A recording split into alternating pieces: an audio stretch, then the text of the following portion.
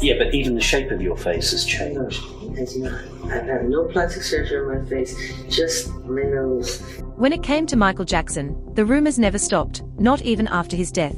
And this is the truth, Smoothie. I have no reason to lie to you. God knows I'm telling you the truth. His love for animals and music always kept him in the spotlight. But somehow, something crazy always seemed to happen.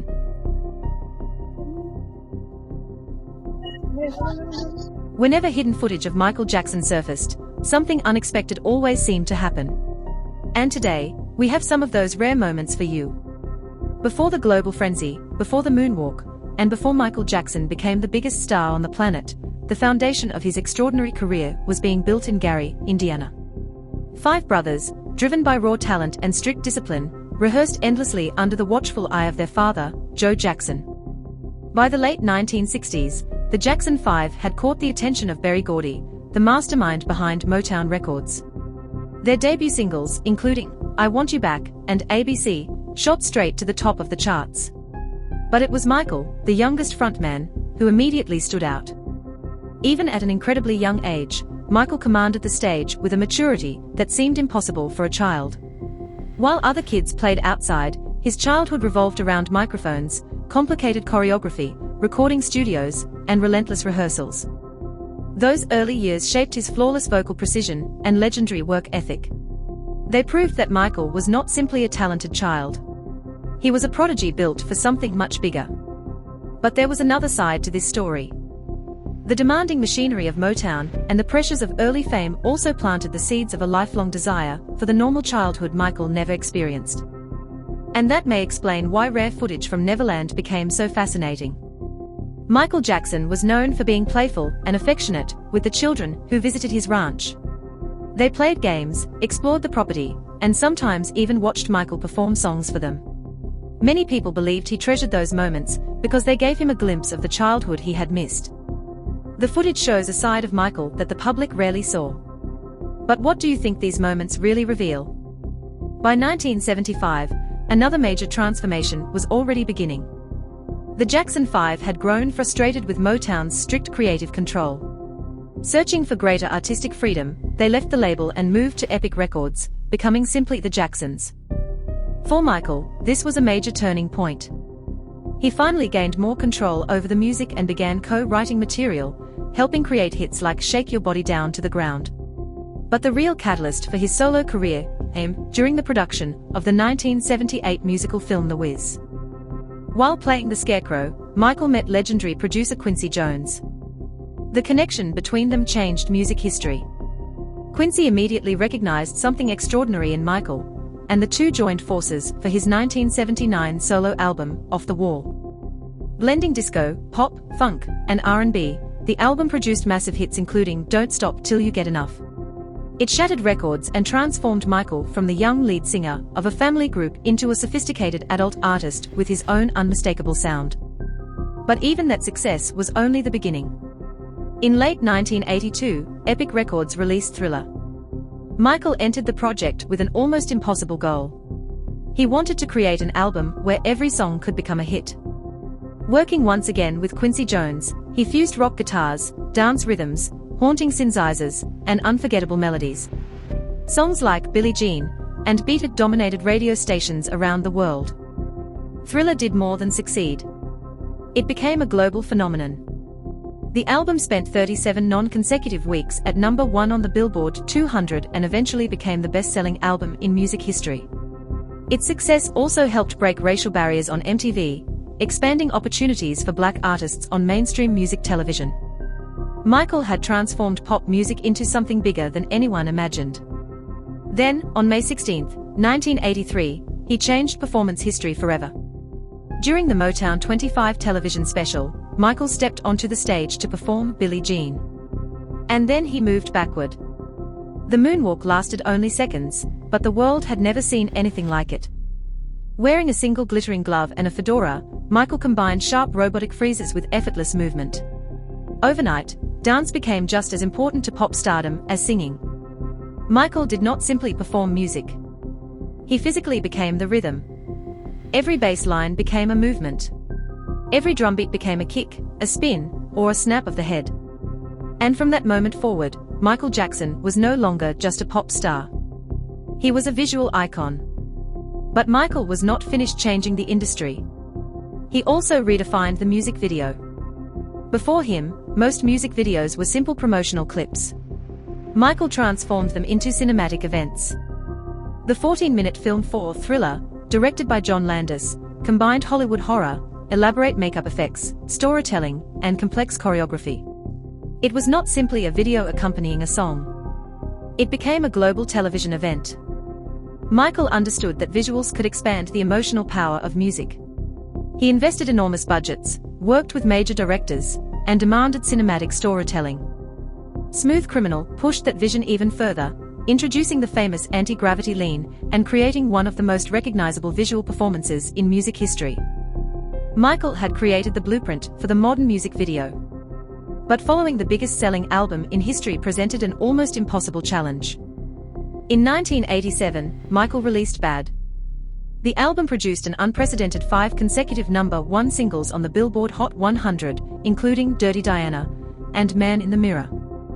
Michael's appearance also changed. The bright style of Thriller was replaced by black leather, metal buckles, and a sharper, more aggressive image. His dancing became faster, harder, and more precise. The Bad World Tour became one of the biggest tours of its era, reaching millions of fans around the world. But behind the success, something darker was happening. The media had become obsessed with Michael. Tabloids increasingly focused on his changing appearance, his purchase of Neverland Ranch, and every unusual detail of his private life. Michael responded through his music. Leave Me Alone became a direct attack on the media machine that surrounded him. The contrast was becoming impossible to ignore. The more successful Michael became, the more isolated he seemed to feel. Inside the recording studio, however, he remained completely in control. Michael rarely needed to write music down. He could hear entire arrangements in his head and record complex harmonies, bass lines, drum patterns, and instrumental ideas using only his voice.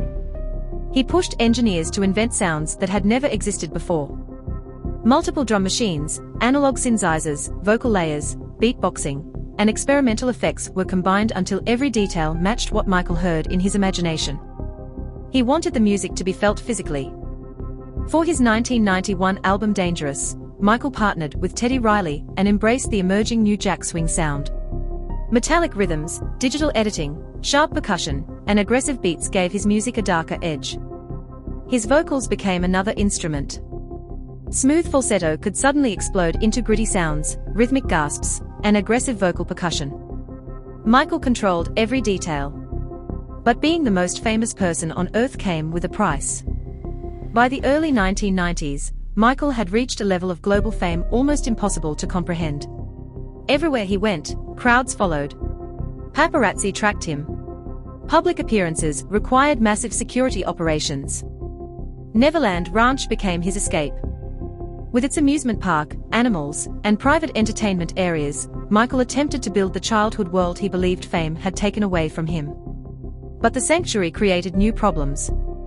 The media portrayed his private world as strange and increasingly described him as an eccentric recluse. Tabloids used cruel nicknames that Michael openly despised. The line between Michael Jackson the human being and Michael Jackson the global brand was disappearing. Every movement was analyzed. Every decision became a headline. And no part of his life attracted more speculation than his changing skin tone. During the 1980s, Michael's complexion became noticeably lighter. Rumors spread that he was deliberately bleaching his skin and rejecting his African-American identity. In 1993, during his famous interview with Oprah Winfrey, Michael publicly revealed that he had vitiligo, a condition that destroys pigment cells and causes patches of skin to lose color. He explained that makeup was used to create a more even appearance. Years later, his autopsy confirmed the diagnosis. But even after Michael explained the truth, public suspicion continued. His appearance remained a source of relentless mockery and speculation. Yet while the media focused on controversy, another side of Michael's life received far less attention. His philanthropy. In 1985, Michael co-wrote We Are the World with Lionel Richie, bringing together some of the biggest stars in music to raise millions for famine relief in Africa. During global tours, he visited hospitals, orphanages, and charities. In 1992, he established the Heal the World Foundation to support children affected by poverty, disease, and violence. His music increasingly carried messages about social change, racism, war, and environmental destruction. Michael wanted people to look at themselves and believe that change could begin with one person. But in 1993, his world changed forever. Michael faced serious public allegations that triggered an international media storm. He denied the accusations and maintained that he was the target of financial exploitation. The pressure was devastating. His health deteriorated, and his reliance on prescription medication became an increasing concern as he struggled with pain, anxiety, and insomnia. The investigation ended without criminal charges, while a separate civil case was settled outside court. But Michael's public image would never fully recover.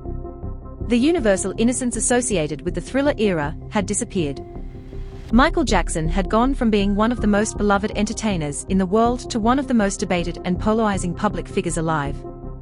And Michael responded in the only way he knew how: through music. In 1995, he released History, Past, Present and Future, Book I. The new material was darker, angrier, and deeply personal. Songs like Scream, his explosive duet with Janet Jackson, directly attacked media pressure and public judgment. The lyrics revealed a Michael the world had rarely heard before. He was frustrated. He was defensive. And he was fighting for control of his legacy. Despite the controversy surrounding him, the album debuted at #1 and sold millions worldwide. The History World Tour proved something important. Even as his reputation became more divided in the United States, Michael's international fan base remained fiercely loyal. But Michael Jackson's influence stretched far beyond albums and tours. In 1993, he reinvented the Super Bowl halftime show. Before his appearance, halftime performances were often modest productions that caused viewers to change the channel. Michael changed everything.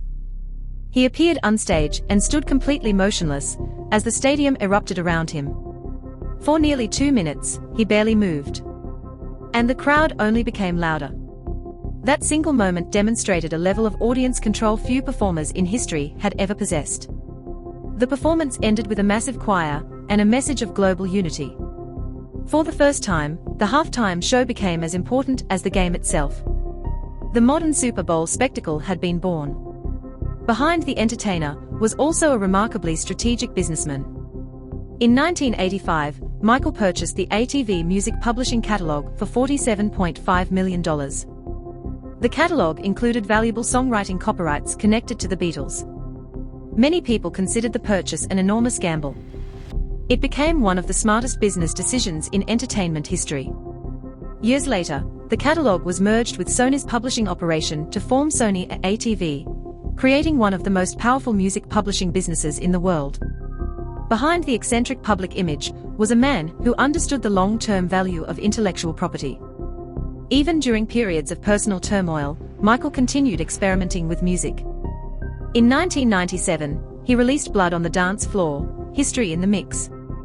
The project combined remixes with new original songs and explored darker electronic sounds. Tracks such as Morphine revealed deeply personal themes involving pain, medication, and the physical demands of fame. Although reactions in the United States were mixed, the project became a major success internationally and eventually became one of the best-selling remix albums ever released. Then came Michael's final studio era. As the new millennium approached, he spent years working on Invincible. Released in 2001, the album reportedly carried one of the largest production budgets in music history. Working with contemporary producers including Rodney Jerkins, Michael created a polished digital sound built around heavy rhythms, futuristic production, and mature vocals. You Rock My World delivered sharp, rhythmic energy, while songs like Butterflies revealed a softer and more intimate side of his voice. Michael was older. The music industry had changed. And the world around him had become almost unrecognizable. But even after decades of fame, controversy, reinvention, and pressure, one thing remained unchanged. Michael Jackson was still searching for the next sound the world had never heard before.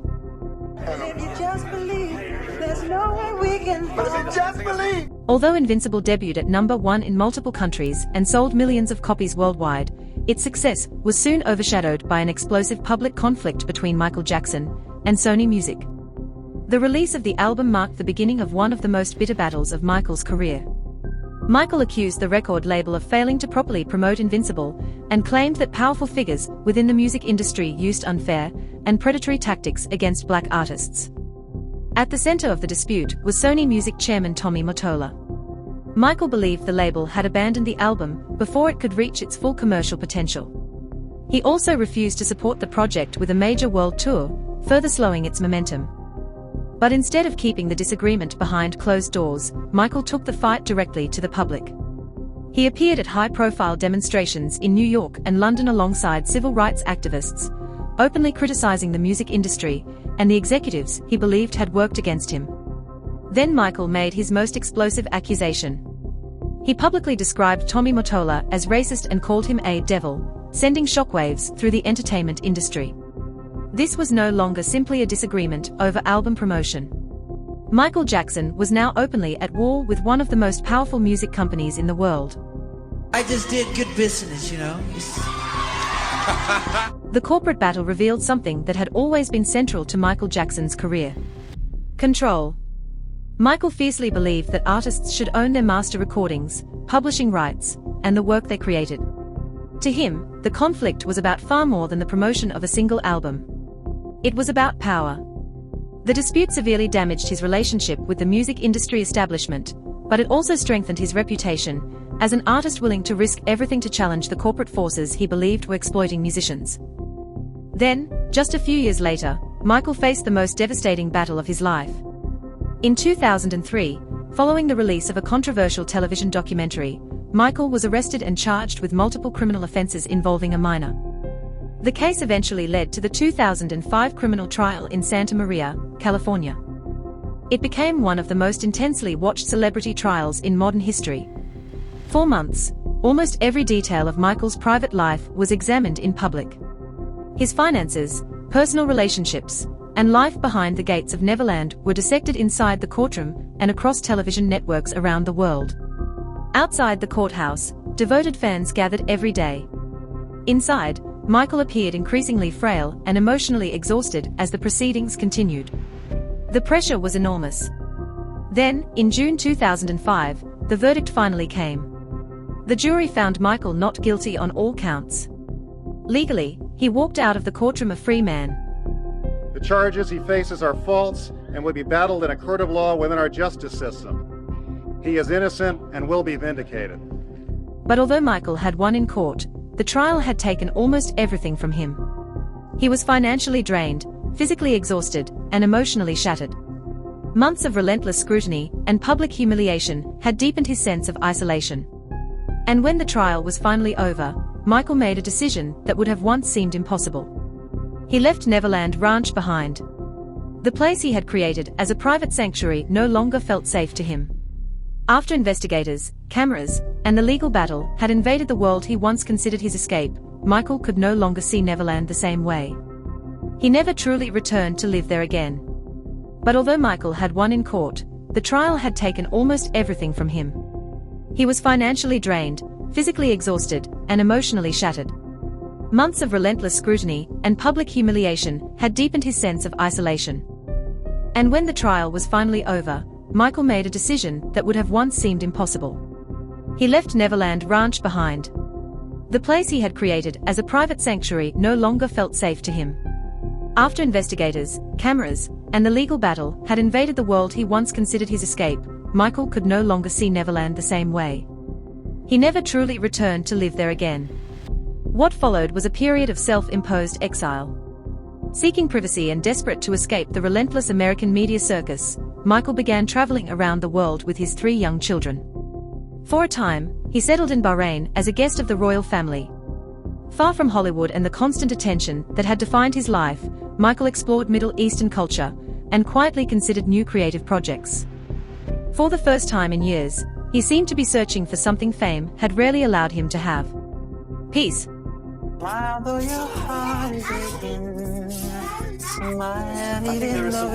Later, Michael relocated to a quiet estate in Ireland, where the peaceful countryside and strict privacy laws offered him something he had rarely experienced before: genuine peace. During this period, Michael almost completely disappeared from public view. Away from the cameras and constant headlines, he focused on being a father to his 3 children while quietly exploring new musical ideas. Behind the scenes, he also began collaborating with contemporary producers like Will. This period of travel and isolation gave Michael time to recover, both physically and emotionally, far from the relentless attention of the paparazzi. But even while the world heard very little from him, he was quietly thinking about something much bigger. A massive creative comeback. Yet there was another hidden side of Michael Jackson that most people never knew about. His fascination with technology. Throughout his life, Michael was deeply interested in emerging inventions and reportedly visited technology conventions while trying to avoid public attention. In 1989, he quietly attended the Comdex convention in Las Vegas, where he spent time exploring the latest developments in computer technology. One invention reportedly captured his attention in particular, the Sound Blaster PC audio card, which was helping bring higher quality sound to personal computers.